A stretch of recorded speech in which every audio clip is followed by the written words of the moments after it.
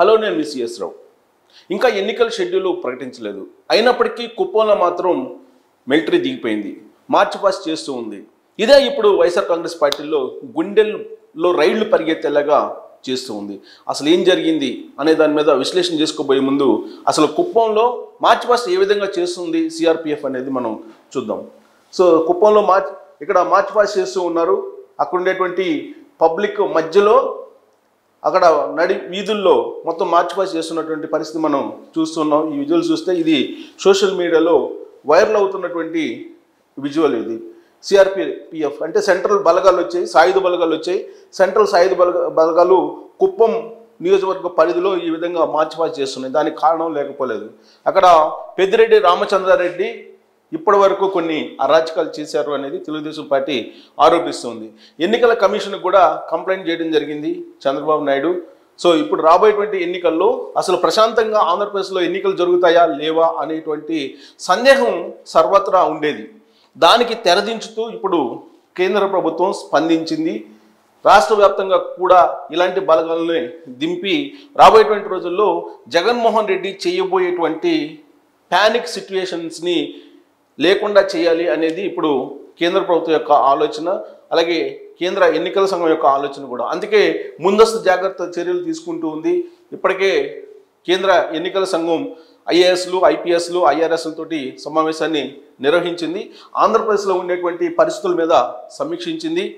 సమస్యాత్మక ప్రాంతాలుగా చాలా ఉన్నాయి అనేటువంటి అభిప్రాయానికి వచ్చింది. అంతేకాదు పోలింగ్ రోజున పోలింగ్ బూత్ వద్దకు రాకుండా ప్యానిక్ సిచ్యువేషన్ని వైఎస్ఆర్ కాంగ్రెస్ పార్టీ కొన్ని చోట్ల చేయబోతుంది అనేటువంటి సంకేతాలని అందుకుంది. అందుకే ఇప్పుడు బలగాలను మోహరింపజేస్తుంది కేంద్ర ప్రభుత్వం. ఇంకా ఎన్నికల షెడ్యూల్ రాకుండానే, అంటే జగన్మోహన్ రెడ్డి చేయబోయేటువంటి ప్రయత్నం ఏ విధంగా ఉంటుందనేది గ్రహించింది కేంద్ర ప్రభుత్వం. ఏ సమయంలో ఎప్పుడు గ్రహించింది అనే దాని మీద మనం విశ్లేషణ చేసుకుందాం. బీజేపీ, జనసేన, తెలుగుదేశం పార్టీ పొత్తు కన్ఫర్మ్ అయిపోయింది. సీట్ల షేరింగ్ విషయం కూడా క్లారిటీ వచ్చేసింది. సీట్ల విషయంలో ఏ సీట్లో ఎవరు పోటీ చేయబోతున్నారు అనేది మాత్రం ఇప్పుడు చర్చ జరుగుతుంది. సో 15వ తారీఖున నరేంద్ర మోడీ రోడ్ షో వైజాగ్లో ఉంటుంది. 17వ తారీఖున చిలకలూరిపేట బహిరంగ సభలో చంద్రబాబు నాయుడు, పవన్ కళ్యాణ్, అలాగే మోడీ ముగ్గురు ఒకే చోట కనిపించబోతూ ఉన్నారు. సో 3 పార్టీలు ఒకటయ్యే కూటమి ఏర్పడ్డాయి. 2014లో ఏ విధంగా అయితే కూటమి ఏర్పడిందో, ప్రజల్లోకి వెళ్ళిందో, అదే తరహాలో ఇప్పుడు కూటమికి ఏర్పడి ప్రజల్లోకి వెళ్ళిపోతూ ఉన్నారు. సో దీంతో ఇప్పటి వరకు జగన్మోహన్ రెడ్డి చేసినటువంటి అరాచకాలు, జగన్మోహన్ రెడ్డి చేయబోయేటువంటి ప్రయత్నాలు ఏవైతే ఉన్నాయో గెలుపు కోసం, వాటన్నిటినీ అడ్డుకునేటువంటి ప్రయత్నం కేంద్ర ప్రభుత్వం చేయబోతుంది. అందుకే ముందస్తుగా ఇప్పుడు కుప్పం నుంచే ఆ ఆరంగేట్రాన్ని ప్రారంభించింది. చంద్రబాబు నాయుడు అనేక సందర్భాల్లో కుప్పంలో జరుగుతున్నటువంటి అరాచకాలు, కుప్పంలో దొంగ ఓట్ల వ్యవహారం, తిరుపతిలో చేసినటువంటి దొంగ ఓట్ల వ్యవహారం, అలాగే ఆంధ్రప్రదేశ్ వ్యాప్తంగా ఆయా నియోజకవర్గాల్లో చేస్తున్నటువంటి దురాఘాతాలు, వీటన్నింటినీ ఎప్పటికప్పుడు ఆయన కంప్లైంట్స్ రూపంలో చేస్తున్నారు కేంద్ర ప్రభుత్వానికి. అలాగే రాష్ట్రపతికి కూడా ఒకనొక సందర్భంలో లెటర్ రాయడం జరిగింది ఆయన. ఇప్పుడు పొత్తు కూడా ఏర్పడినటువంటి క్రమంలో కేంద్ర ప్రభుత్వం యొక్క అండ ఉంటుంది అనేటువంటి సంకేతం ఇవ్వడానికి కుప్పంలో కేంద్ర బలగాలను దింపి అటు తెలుగుదేశం పార్టీకి కానీ, జనసేనకి కానీ మనోధైర్యంతో పాటు పబ్లిక్కి కూడా ఒక క్లారిటీ ఇచ్చేటువంటి ప్రయత్నం ఇప్పుడు కేంద్ర ప్రభుత్వం చేసిందని చెప్పి మనం అనుకోవచ్చు. సో బీజేపీ సహాయ సహకారాలను కోరుకుంటూ చంద్రబాబు నాయుడు ఏదైతే పొత్తుకి ముందుకు అడుగు వేశారో అది ఇప్పుడు కనిపిస్తుంది క్షేత్రస్థాయిలో. వాస్తవంగా బీజేపీకి 0.5% మాత్రం ఓట్ బ్యాంక్ ఉంది సర్వేల ప్రకారం బీజేపీ ఆంధ్రప్రదేశ్లో. అయినప్పటికీ బీజేపీకి 6 ఎంపీ స్థానాలు, 10 అసెంబ్లీ స్థానాలు ఇవ్వడానికి కారణం చంద్రబాబు నాయుడు ఆశించింది ఇదే. క్షేత్రస్థాయిలో పబ్లిక్ భయపడకుండా ఓటు వేసేటువంటి పరిస్థితి తీసుకురావాలి, ఆంధ్రప్రదేశ్లో రాష్ట్ర ప్రయోజనాలు కాపాడాలి అని అంటే వైఎస్ఆర్ కాంగ్రెస్ పార్టీ అధికారంలో ఉండకూడదు, జగన్మోహన్ రెడ్డి ముఖ్యమంత్రిగా ఉండకూడదు అనేటువంటి ఏకైక లక్ష్యం. ఆ లక్ష్యంతో చంద్రబాబు నాయుడు ఒక అడుగు ముందుకు వేశారు. సో తెలుగుదేశం పార్టీ తరఫు నుంచి 145 అసెంబ్లీ స్థానాల్లో పోటీ చేయాలనుకున్నారు. అలాగే 18 లోక్సభలో పోటీ చేయాలనుకున్నప్పటికీ కూడా ఒక లోక్సభ స్థానాన్ని తగ్గించుకున్నారు, 17లో పోటీ చేస్తున్నారు. అలాగే అసెంబ్లీలో 145 నుంచి 144కి వచ్చింది, ఒక అసెంబ్లీ స్థానాన్ని త్యాగం చేసింది ముందుగా అనుకున్నటువంటి షేరింగ్ కన్నా కూడా. అలాగే జనసేన పార్టీ కూడా ఒక లోక్సభ స్థానాన్ని తగ్గించుకుంది. అలాగే వాళ్ళకి ఇచ్చినటువంటి 24 అసెంబ్లీ స్థానాల్లో 2 స్థానాల్ని అవసరమైతే 3 స్థానాలను కూడా తగ్గించుకోవడానికి జనసేన కూడా సిద్ధపడింది.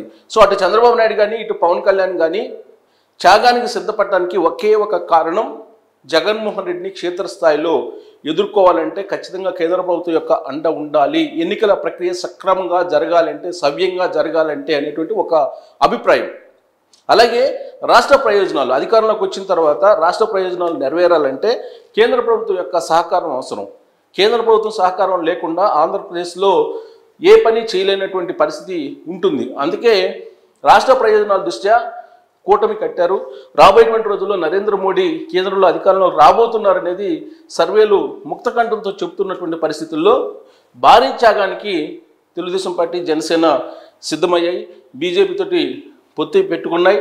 బీజేపీ కోరినటువంటి అసెంబ్లీ స్థానాలు అలాగే లోక్సభ స్థానాలను ఇవ్వడానికి అటు తెలుగుదేశం పార్టీ, జనసేన కూడా పూనుకున్నాయి. అందుకు ప్రతిఫలంగా బీజేపీ ఏమి ఇస్తుంది ఈ 2 పార్టీలకి అని అంటే, ఏదైతే కోరుకున్నారో ఈ 2 పార్టీలు ప్రశాంతంగా ఎన్నికలు జరగడానికి అవకాశాన్ని కల్పించాలి, అలాగే ఫ్రీ అండ్ ఫెయిర్ మేనర్లో ఎలక్షన్ జరగాలి అని అంటే డెఫినెట్గా కేంద్రం యొక్క సహకారం అలాగే కేంద్ర ఎన్నికల సంఘం యొక్క సహకారం అవసరం అని చెప్పి ఆ 2 పార్టీలు భావించాయి. లేదంటే రాష్ట్రంలో జగన్మోహన్ రెడ్డి అధికారంలో ఉన్నారు, జగన్మోహన్ రెడ్డి ఏ విధంగా ఎన్నికల ప్రక్రియను కొనసాగిస్తారు అనేది చంద్రబాబు నాయుడికి బాగా అవగాహన ఉంది.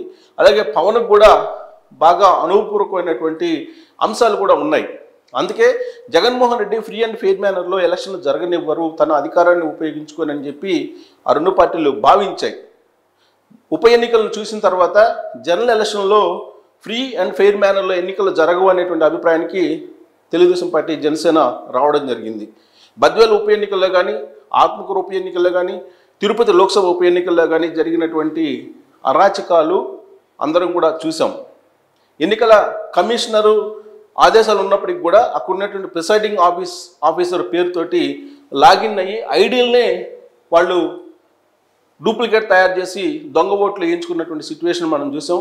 ఇతర రాష్ట్రాల నుంచి కూడా తీసుకొచ్చి దొంగ ఓట్లను తిరుపతి లోక్సభ ఎన్నికల్లో వేయించారు అనేది ప్రూవ్ అయిపోయింది. ఆ సందర్భంగా అక్కడ ఉన్నటువంటి కలెక్టర్ని కూడా సస్పెండ్ చేయడం జరిగింది, కొంతమంది అధికారులను కూడా సస్పెండ్ చేయడం జరిగింది.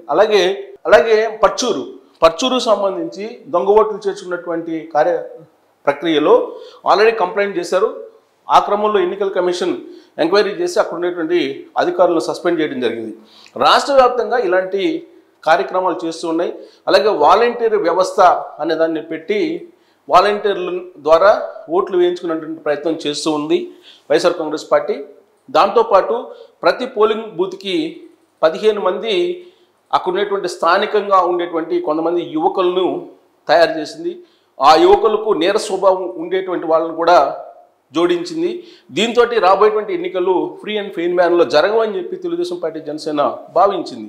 పోలింగ్ బూత్ వరకు ఏజెంట్లు రానివ్వరు, ఓటర్స్ని కూడా రానిచ్చే పరిస్థితి లేదని చెప్పి ఒక రకమైన ఆందోళన చెంది ఆ 2 పార్టీలు.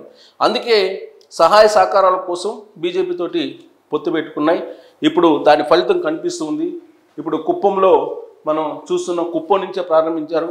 సో చంద్రబాబు నాయుడు అడగగానే, అభ్యర్థించగానే నరేంద్ర మోడీ తన బలగాల్ని కుప్పంకు పంపించారు. సో రాబోయేటువంటి రోజుల్లో ఇది చూసిన తర్వాత రాబోయేటువంటి రోజుల్లో రాష్ట్ర వ్యాప్తంగా వైఎస్ఆర్ కాంగ్రెస్ పార్టీ ఆగడాలకు చెక్ పడుతుంది అనేటువంటి ఒక మనోధైర్యాన్ని ఇప్పుడు తెలుగుదేశం పార్టీ అలాగే జనసేన శ్రేణుల్లో కలుగుతుంది. ఏదైతే ఆశించారో పొత్తు ద్వారా అది నెరవేరబోతుంది అనడానికి ఈ విజువల్ ఒక ఉదాహరణగా కనిపిస్తుంది. సోషల్ మీడియాలో ఇది వైరల్ అవుతుంది. కుప్పం నుంచే ఆరంగేట్రం చేశారు నరేంద్ర మోడీ, చంద్రబాబు నాయుడు అడగగానే. సో ఇది రాష్ట్ర వ్యాప్తంగా ఇలాంటి పరిస్థితి రాబోతుంది. షెడ్యూల్ వచ్చిన తర్వాత రాబోయేటువంటి రోజుల్లో కంప్లీట్గా ఎన్నికల కమిషన్ ఆధీనంలోకి రాష్ట్ర యంత్రాంగం వెళ్ళిపోయేటువంటి అవకాశం ఉంది. అప్పుడు జగన్మోహన్ రెడ్డి అండ్ టీం చేసేటువంటి ఏ ఆగడాలైనా సరే ఆగిపోవాల్సిందే అనేటువంటి సంకేతం ఇప్పుడు కేంద్ర ప్రభుత్వం, నరేంద్ర మోడీ సర్కార్ ఇచ్చిందని చెప్పి ఆ బలగాలను చూస్తే మనకు అర్థమవుతుంది. సో దీన్ని బట్టి చంద్రబాబు నాయుడు ఏదనుకున్నారో అది జరగడానికి శ్రీకారం చుట్టాడు నరేంద్ర మోడీ అని చెప్పి మనం విశ్లేషణ చేసుకోవచ్చు. Thank you very much.